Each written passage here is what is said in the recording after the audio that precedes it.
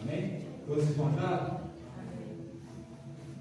Diz assim o texto: E aconteceu que, estando ele a orar num certo lugar, quando acabou, lhe disse um dos discípulos: Senhor, ensina-nos a orar, como também João ensinou aos seus discípulos. E ele lhes disse: Quando orardes, dizei: Pai, santificado seja o teu nome, venha o teu reino. Dá-nos cada dia o nosso pão cotidiano, perdoa-nos os nossos pecados, pois também nós perdoamos a qualquer que nos deve, e não nos conduza em tentação, mas livrai do mal. Amém? Amém. Graças a Deus. Não pode assentar. Aleluia. Eu sempre peço para que os irmãos possam estar com a Bíblia aberta. A gente vai meditar em alguns versículos, mas não entendo. Tá show, né? Que é show, né? A gente está meditando também em alguns versículos, amém? Irmãos, nós vamos ver esse texto aí que mostra que Jesus está em oração, sim ou não? E um dos discípulos ele faz uma pergunta, dizendo: Senhor, ensina-nos a orar. Então Jesus, ele ensina a oração do Pai Nosso, mostrando como nós devemos nos dirigir até a Deus, buscar o seu reino, pedir perdão para poder perdoar e depender da proteção divina. Mas o que me chamou a atenção nesse texto foi o pedido do discípulo. Versículo 1, que ele vai dizer: Senhor, nos ensina a orar. Ao ver Jesus, um dos discípulos percebeu que havia algo diferente na sua comunhão com Deus. E isso mostra que a oração de Jesus, ela desperta uma fome espiritual e o desejo de aprender mais. Eu quero trazer aqui algumas lições valiosas sobre esse pedido. Ensina-nos a orar. Quem está comigo, diga glória a Deus. Todos nós precisamos a cada dia aprender a orar ou aprender a nos dirigir a Deus em oração. A Bíblia diz que quando nós pedimos e não recebemos, é porque nós pedimos mal. A oração que deveria ser: Senhor, faça a tua vontade em mim. A nossa oração é para poder gastar em nossos próprios prazeres. E a Bíblia mostra em Romanos, capítulo de número 8, que nós não oramos como convém. Então, há sim uma necessidade de aprender a orar. E no pedido do discípulo, há 3 verdades espirituais aqui. Primeiro, humildade espiritual. O discípulo reconhece que ele não sabia de tudo. E lá em Mateus capítulo 5, versículo 3, a Bíblia vai dizer: bem-aventurado os humildes de espírito. Então nós precisamos ter humildade para reconhecer que nós não sabemos tudo. Primeira verdade espiritual, humildade espiritual. Segunda verdade, a oração pode ser aprendida. A oração não é apenas emoções ou palavras repetidas, mas uma prática que é desenvolvida com o ensino. O apóstolo Paulo, ele vai dizer: orarei com entendimento. E isso mostra que nós devemos saber como nós dirigimos a Deus. Nós devemos entender a as nossas palavras, que é direcionada em oração. Assim como Paulo, orarei em espírito, mas orarei com entendimento. Ou seja, eu tenho que saber o que eu estou falando na hora da oração. Terceira verdade espiritual, o desejo de intimidade com Deus. Olha, o discípulo, ele não pede poder, ele não pede sinal, ele não pede um milagre ou um carro, mas ele quer aprender a falar com Deus. E isso mostra a sua fome espiritual. Terceira verdade espiritual aqui, desejo por intimidade com Deus.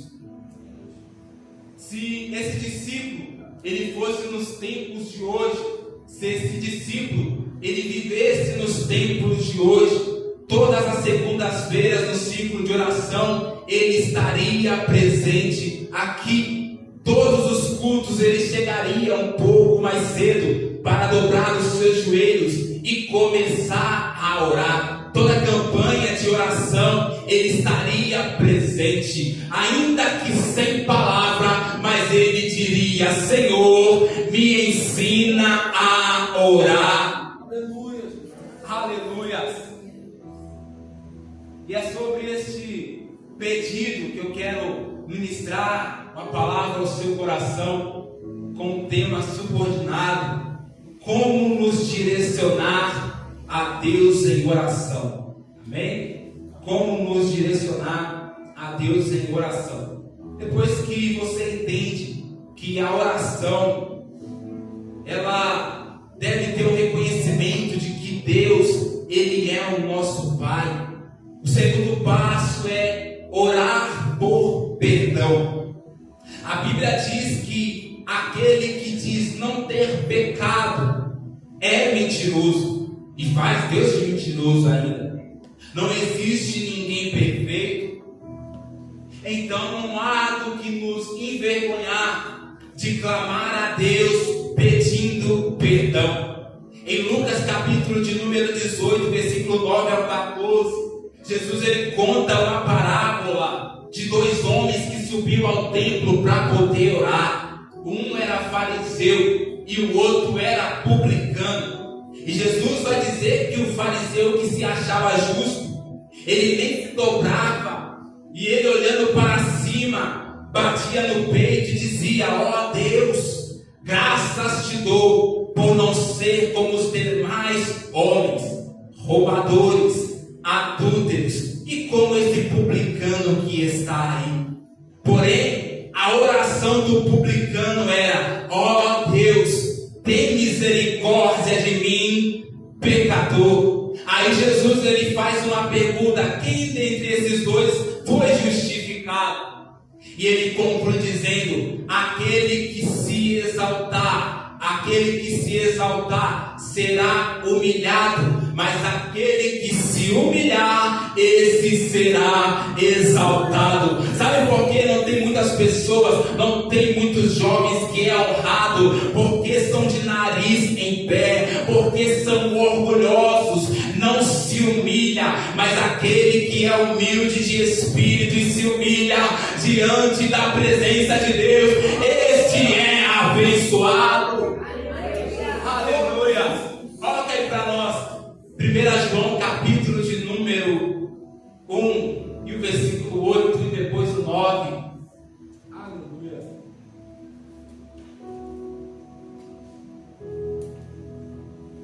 Se dissermos que não temos pecados, enganamos-nos a nós mesmos, e não há verdade em nós. 9. Se confessarmos os nossos pecados, Ele é fiel e justo para nos perdoar os pecados e nos purificar de toda injustiça. Então, não é vergonha a gente se ajoelhar e confessar os nossos pecados. Lembrando aqui que eu não estou falando sobre tonalidade de voz, que você deve gritar, não. Eu estou falando aqui de como você se direcionar a Deus, seja dentro da sua casa, seja dentro da igreja, seja onde for, mas você deve reconhecer que é um pecador. Então assim nós devemos buscar perdão de Deus. Segundo passo da oração, ore pedindo perdão. Às vezes não cometemos pecado, buscamos santidade, mas em si, um mau pensamento, ou uma má atitude nossa, ou uma palavra que escapa. É por isso que nós precisamos estar sempre pedindo o perdão de Deus. Amém? Terceiro passo, ore por direção. A Bíblia diz que há caminhos para o homem que parecem ser bons, sim ou não? E às vezes nos pegamos pensando o que nós estamos fazendo é certo a se fazer. Ou nós pensamos que aquilo que nós estamos fazendo, ou onde nós estamos caminhando, está certo. Porém, a Bíblia diz que o coração do homem é enganoso e perverso.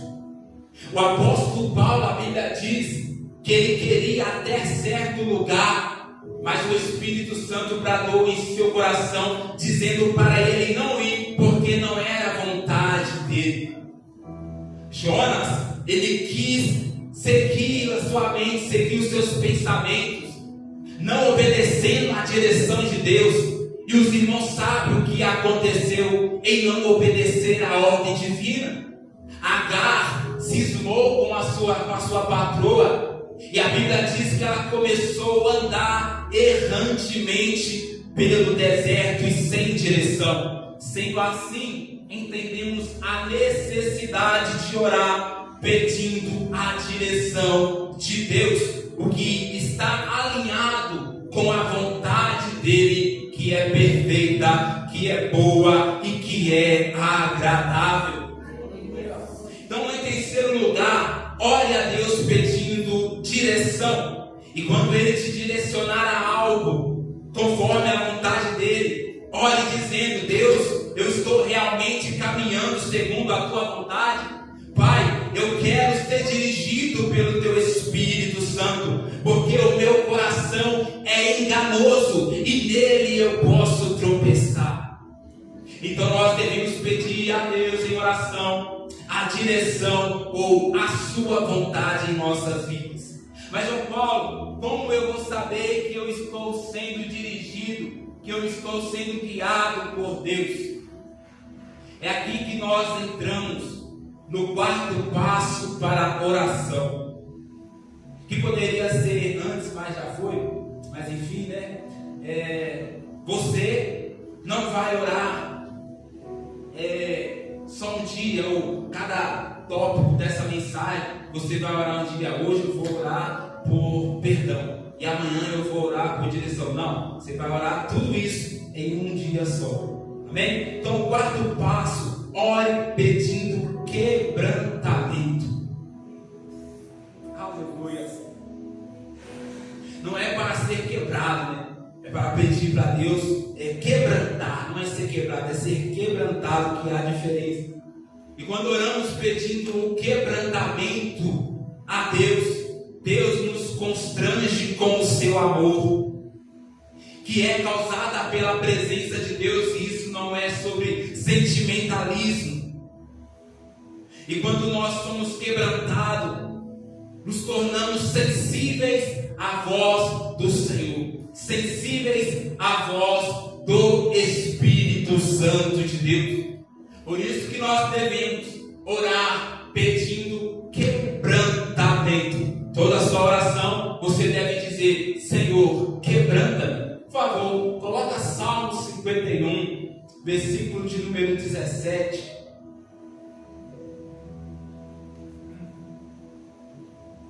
E aqui eu já vou encerrar a mensagem, amém? O Isaac.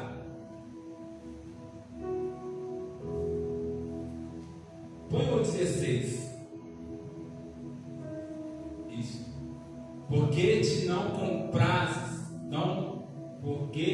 comprases em sacrifício, senão eu os daria. Tu não te deleita em holocaustos. Agora sim, 17.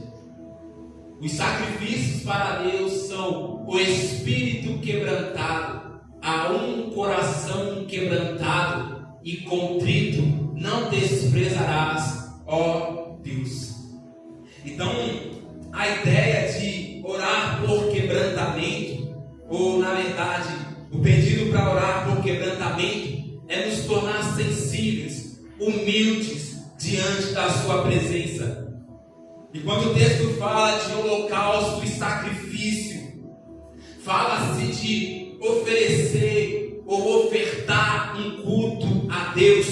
No Antigo Testamento nós sabemos que os sacrifícios para Deus era o sacrifício de um animal sobre o altar, sobre o holocausto. Mas hoje no Novo Testamento, na graça, nós entendemos que o sacrifício somos nós mesmos oferecendo o nosso culto racional a Deus. Mas tem uma coisa, irmãos, se nós não estivermos com o coração quebrantado diante de Deus, Ele não aceitará o nosso culto. Então não adianta a gente saber cantar o hino, não adianta a gente saber a liturgia do culto, não adianta a gente saber cantar, pregar, orar, interceder. Não adianta se o nosso coração, se o nosso espírito não estiver quebrantado. Tem vários pontos para nós meditarmos sobre como devemos orar, como por exemplo também orar por renovo, como foi dito aqui nesta noite, que os jovens se cansam, e a Bíblia diz que nosso espírito se renova dia após dia. Então nós precisamos orar pedindo a Deus para que Ele também venha nos renovar a cada dia.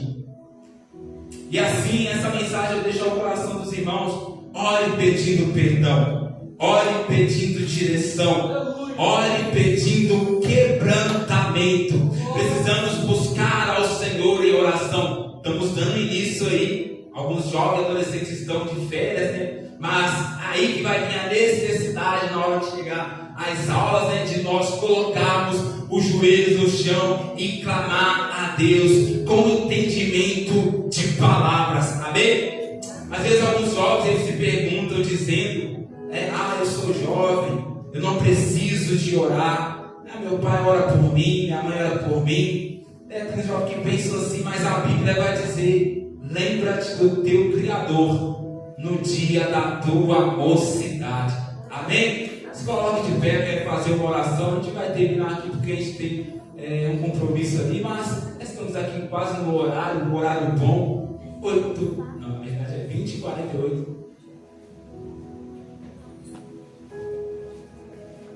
Amém? Quero orar pela sua vida, para que Deus possa te fortalecer, para que Deus ele possa te impulsionar a buscar a sua presença, a buscar a intimidade, não somente dentro da igreja, como eu disse, mas na sua casa, no seu quarto, com a porta fechada, aquele momento de intimidade, relacionamento com o Espírito Santo. Buscar o Senhor nas madrugadas. Minha mãe sempre me ensinou a buscar o Senhor nas madrugadas. Só contar um testemunho aqui que eu lembro, quando eu comecei, como se fosse uns 20 anos. Mas eu lembro quando eu comecei aqui, eu não sabia orar, mas quando eu entrei para o conjunto de jovens, os líderes que na época eram o Bruno e Jair, eles falaram: você quer participar dos jovens? Então você vai ter que vir para o ciclo de oração, você vai ter que vir orar. Então eu vinha, não sabia, não tinha palavras para poder buscar a Deus, mas eu gostava de me ajoelhar perto de quem sabia, que era o pastor Jorge e que era o evangelista Abel aqui. Quando eles se ajoelhavam e oravam, eu chegava perto e ficava escutando a oração deles, para poder encher o vaso aqui também de palavras. E assim eu aprendi. Minha mãe também sempre me ensinou: João Paulo, busca o Senhor nas madrugadas, que assim Ele vai te revelar os segredos deles. Amém? Então eu quero orar para que Deus ele possa te dar a impulsão para você orar. Não somente aquela oração aquela oração repetitiva de manhã cedo, quando você acorda, aí você vai aquela oraçãozinha para poder abençoar. Não é ruim, não é pecado, é ótimo, mas eu falo aquele momento de intimidade, tá? Você tem tempo, se não tem tempo é só criar, o tempo de intimidade com Deus. Amém? Feche seus olhos em nome de Jesus. Pai, nós estamos aqui e te agradecemos, meu Deus, pela tua palavra, agradecemos, meu Deus, pelo